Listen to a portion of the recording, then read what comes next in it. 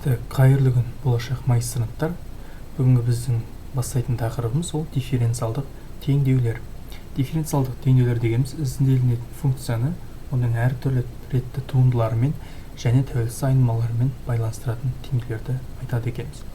Жалпы қарапайым түрде айтқан кезде, яғни дифференциалдық теңдеу дегеніміз ол тәуелсіз айнымалдан және оның функциясымен және сол функцияның туындыларынан тұратын кез келген теңдеуді біз дифференциалдық теңдеу деп атайды екенбіз. Мынау бізде соның жалпы түрі. Енді келесі кезекте назар аударатын нәрсе ол тәуелді айнымалының, яғни y-тің туындыларының реті. Себебі біз осы туындылардың реті арқылы дифференциалдық теңдеудің нешінші ретті екенін анықтаймыз. Мысалы, y-тің бірінші рет туындысы 1 штрих, y-тің екінші рет туындысы 2 штрих, және y-тің үшінші рет туындысы бізде 3 штрих болып ары қарай жалғаса береді екен. Бізде қандай да бір мысалы теңдеу берілсін осындай бірінші жазылған. Енді ол жерде дифференциалдық теңдеуде y-тің туындысы бірінші ретті болсын. Онда ол бізде бірінші ретті дифференциалдық теңдеу деп аталады екен. Екінші мысал, туындысының реті 2 болса, онда ол бізде екінші ретті дифференциалдық теңдеу деп аталады екен. Біз осылай бөлеміз. Енді біз сонымен қатар дифференциалдық теңдеулердің түрлерін ажырата білуіміз қажет. Себебі дифференциалдық теңдеулердің әрқайсысы әртүрлі әдістермен шығарылады. Мысалға, мына бірінші ретті дифференциалдық теңдеудің өзі бізде көптеген түрлерге бөлінеді. Мысалға, айнымалысы ажыратылатын біртекті сызықты дифференциалдық теңдеулер деп көп түрлерге бөлінеді. Біз оларды келесі тақырыптарда қарастыратын боламыз. Енді біз келесі кезекке өтетін болсақ, кезеңге.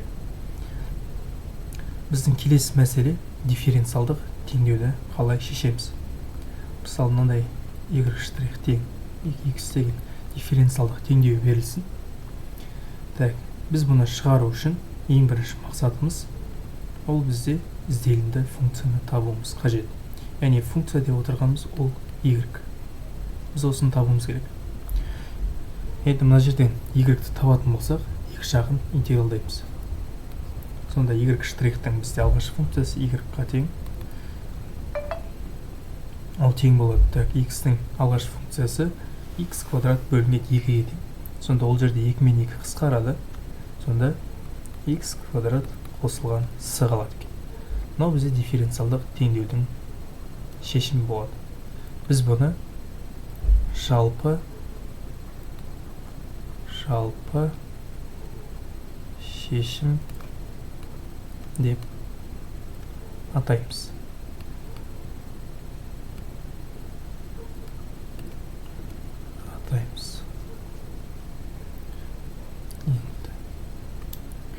Енді келесі кезекте қарастыратын тақырыбымыз ол бірінші ретті дифференциалдық теңдеулер және айнымалылары ажыратылатын теңдеулер.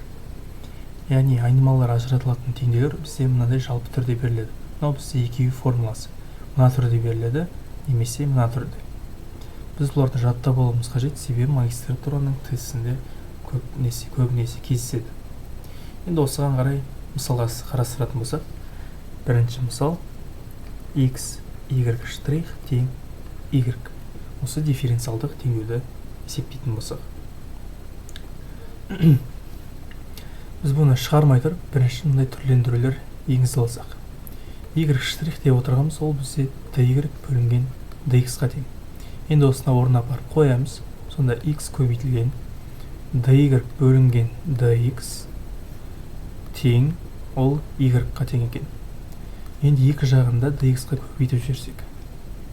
Сонда мұнда қысқарады, x көбейтілген dy қалады екен, ал мұнда y көбейтілген dx қалады екен.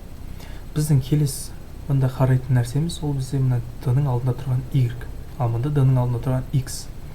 Бізде осы y-ге байланысты алдында өрнек тұру керек, яғни y-ға ұқсас мұнда. Ал мұнда бізде x-ге ұқсас өрнек тұру қажет. Бізде мына біріншісінде теңдіктің сол жағында бізге y-ге байланысты өрнек тұрған жоқ, яғни x тұр, ал мұнда x-ға байланысты x тұрған жоқ, y тұр. Сондықтан біз екі жағында 1 бөлінген x көбейтілген y-ға көбейтіп жүреміз. Мұнда қысқарады да dy бөлінген y қалады. Ал мында y пен y қысқарады, сонда dx бөлінген x қалады екен. Енді екі жақта дұрысталды, айнымалыларын ажыраттық. Енді интегралдай берсек болады.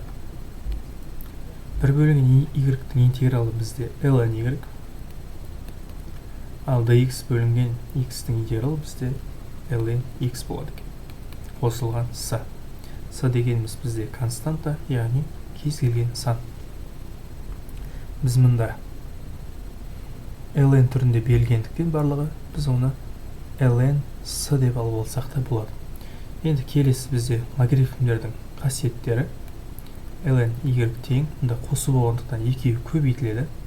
ln-нің өзі жазылады, сосын x көбейтілген с деп жазылады екен. Енді екі жақ теңдіктің екі жағында да ln бар, соларды қысқартып жіберсек, сонда бізде қалады y тең x көбейтілген с. Мынау бізде осы дифференциалдық теңдеудің жалпы шешімі болып табылады екен. Неге жалпы шешім? Себебі мұнда с-ның орнына біз кез келген сан қоя аламыз, шексіз. Яғни бізде нақты шығатын болса, мысалға с-ның орнына 2x немесе y тең с-ның орнында мысалға минус 1 болса, минус x шығуы мүмкін, немесе y тең 2-ден 1 x шығуы мүмкін. Осылай бізде шексіз. Сондықтан бұл бізде жалпы шешім деп аталады. Егер бізде нақты шығатын болса, с-ның мәні нақты шығатын болса, онда ол бізде дербес шешім деп аталады. Дербес шешім. Енді келесі есептерден бастасақ. Бірінші есеп бізде дифференциалдық теңдеудің жалпы шешімін табыңыз дейді. Енді бірінші берілген жазып алайық. Y' тең x көбейтілген y-тің квадраты берілсін. Жаңағы өзгерістерді енгіземіз. Y'-ті біз dy бөлінген dx деп жазып алсақ. Сонда теңдіктің ол жағында x көбейтілген y квадрат. Енді екі жағында біз dx-ға көбейтіп жіберсек, сонда dy тең x көбейтілген y квадрат көбейтілген dx қалады екен. Так, мысалы мұнда қарайықшы. Мына dx-ға байланысты функция өрнек бар ма мұнда? X бар, ал y квадрат бізде артық болып тұр. Сондықтан біз екі жағында бір бөлінген y квадратқа көбейтіп жібереді екенбіз. Сонда мұнда dy бөлінген y квадрат болады, ал мұнда x көбейтілген, y квадрат пен y квадрат қысқарады, x көбейтілген dx қалады екен. Енді екі жақта дұрыс жазылды, айнымалыларын ажыраттық. Екі жағында біз интегралдай берсек болады.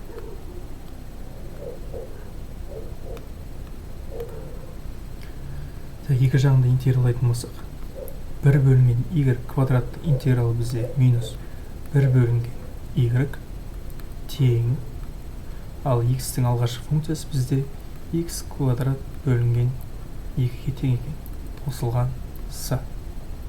Міне мынау бізде осы дифференциалдық теңдеудің жалпы шешімі. Осылай қалдырсақ та болады, немесе y-ті өрнектеп алсақ та болады. Екі жағында минус 2-ге көбейтіп жіберсек, минус 2-ге көбейтетін болсақ, мұнда бізде жоқ, минус 2 емес, минус 1-ге көбейтіп жіберсек, y-тан 1 тең x квадрат минус x квадрат бөлінген 2 азайтылған с қалсын. Енді екі жағында y-ға көбейтіп жіберсек, сонда 1 тең минус x квадрат бөлінген 2 азайтылған с, жақшаң сыртында көбейтілген y бар. Енді осы жерден y табатын болсақ, 1 бөлінген минус x квадрат бөлінген 2 азайтылған с болады екен. Біз осылай y-тің мәнінде өрнектеп алып жазып алсақ болады екен. Бұл да бізде жалпы шешімі.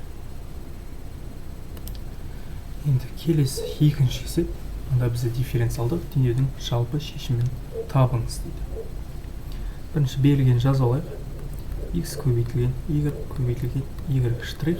Мұнда қарайықшы, y-тің нешінші рет туындысы? Бірінші ретті туындысы. Сондықтан бұл бізде бірінші ретті дифференциалдық теңдеу деп аталады. Енді бұл жерде бізде бір азайтылған x квадрат. Енді келесі өзгеріс бізде y штрихты dy бөлінген dx деп ашып алсақ. X көбейтілген y көбейтілген dy бөлінген dx ол тең болады бізде бір азайтылған x квадратқа. Енді екі жағында dx-қа көбейтіп жіберсек, сонда x көбейтілген y көбейтілген dy тең жақша ішінде бір азайтылған x квадрат және көбейтілген dx болады. Мұнда бізде x-ке байланысты өрнек бар, мұнда y-ге байланысты өрнек y бар, x бізде артық болып тұр екен. Сондықтан біз екі жағында бір бөлінген x-қа көбейтіп жібереді екенбіз. Сонда мұнда x пен қысқарады да y көбейтілген dy қалады. Ал мұнда бір азайтылған x квадрат бөлінген x болады, көбейтілген dx. Енді екі жақтында бізде айнымалыларын ажыратып алдық. Енді екі жағын біз интегралдай берсек болады екен. Сонда y-тің алғашқы функциясы бізде y квадрат бөлінген 2 тең. Мына интегралды біз бөлек есептеп алсақ мұнда. Так, бір азайтылған x квадрат бөлінген x көбейтілген dx болады екен. Сонда 2 бөлшекке бөліп жазатын болсақ, мынау деп отырғанымыз бір азайтылған x, бір бөлінген x азайтылған x болады екен. Дұрыс, көбейтілген dx. Енді осының алғашқы функциясын табатын болсақ, бір бөлінген x-ның алғашқы функциясы ln x-қа тең, азайтылған x-ның алғашқы функциясы бізде x квадрат бөлінген 2-ге тең екен. Енді осыны апарып орнына қоя саламыз мұнда. Сонда ln x азайтылған x квадрат бөлінген 2 қосылған с болады екен.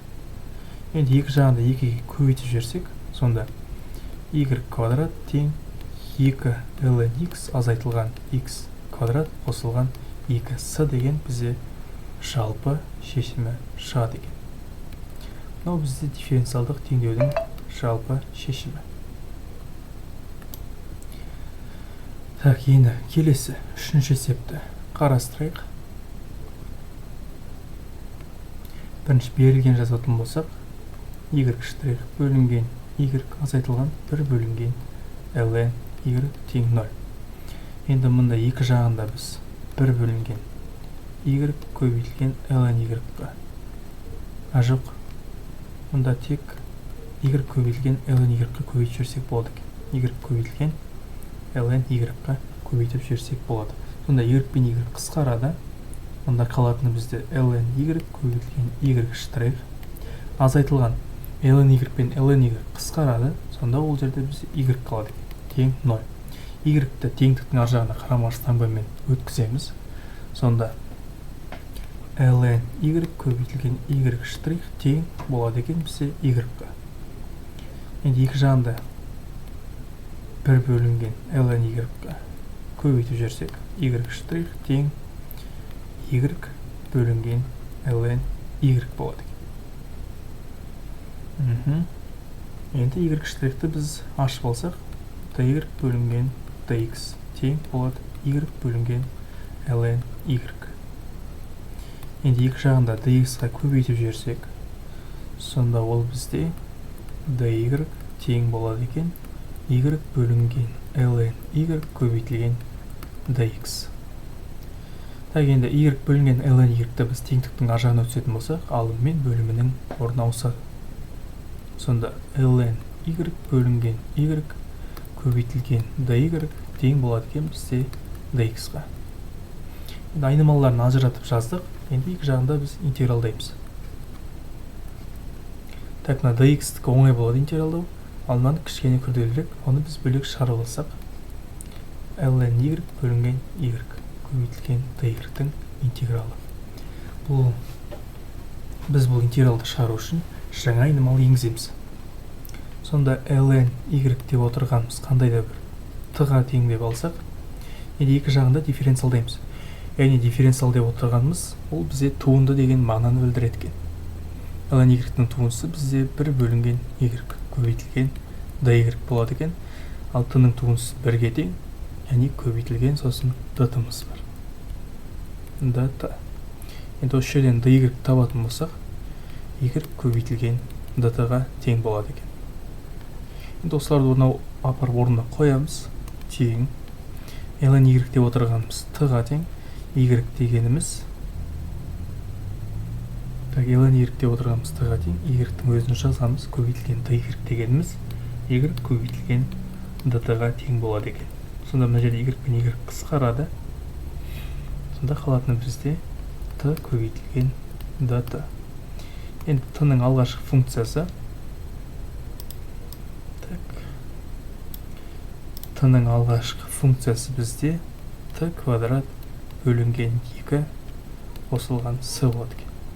Біз мұнда t деп отырғанымыз ол ln y деп алдық қой. Енді соны орнына апарып қоямыз. ln квадрат y бөлімінде 2 қосылған s болады екен. Енді осыны орнына апарып қоямыз. Мұнда біз қалай болады? Дұрыс. Тең dx дейді. Сонда орнына қойып есептейтін болсақ, мынаның шетіне жазылайын жауабын. Сонда мұнда орнына қоятын болсақ, ln квадрат y бөлінген 2 ол тең болады бізде бірдің алғашқы функциясы x-ға қосылған s деп алсақ. Енді екі жағында 2-ге көбейтіп жүрсек, ln квадрат y тең 2x қосылған 2s болады екен. Осы дифференциалдық теңдеудің бұл бізде жалпы шешімі.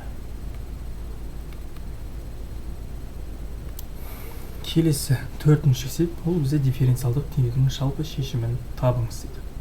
Бізде мына есеп алдыңғы есептерге ұқсамайды. Мұнда бізде дайын беріп қойыпты.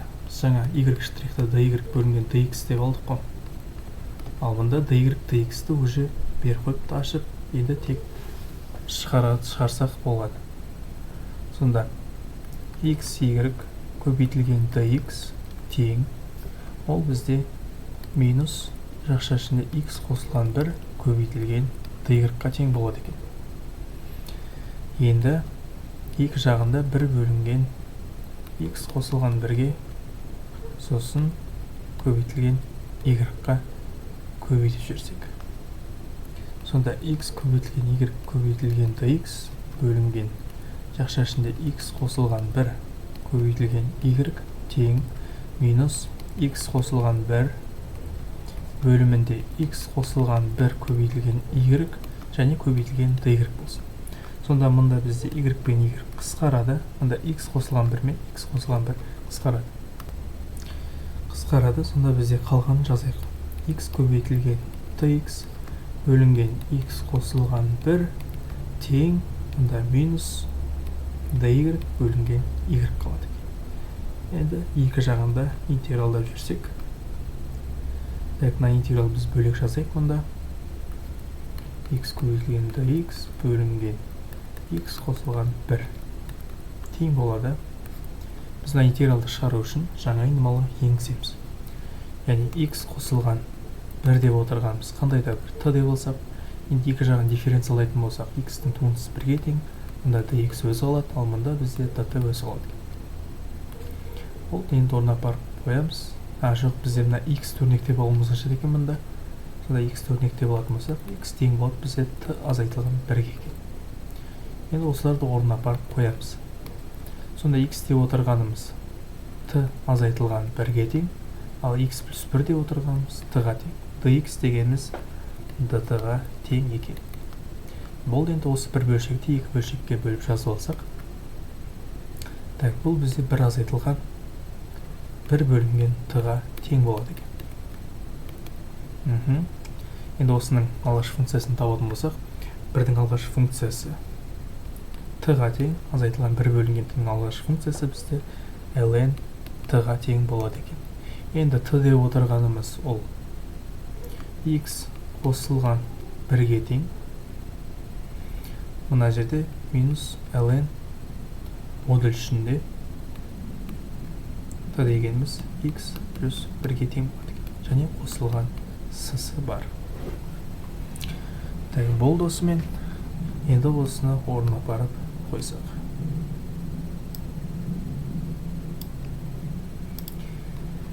Так, жазамыз. Біз мында бірді жазбай қойсақ болады. Себебі бізде сыны жазып қойдық. Өйткені ол кез келген сан. Біз мына бірді жазбай та қойсақ болады. Сонда x азайтылған ln модуль ішінде x қосылған 1 қосылған с ол тең болады бізде минус ln y-ға. Енді екі жағында минусқа көбейіп жіберетін болсақ, минус 1-ге. Сонда ln y тең болады екен бізде ln модуль ішінде x қосылған 1 азайтылған x және минус с болады екен. Ол бізде осы дифференциалдық теңдеудің жалпы шешімі болады екен. Мен енді осы жерде осылай қалдыра салдым ln y бойынша. Өздеріңіз ары қарай шығару керек болса, y-ті өрнектеп жазып қойсақ та болады. Бүгінге осы тақырыбымызға есептер аяқталды. Енді келесі сабаққа мен үй жұмыстарын саламын, соны орындап жүктесеңіздер. Жақсы, сау болыңыздар.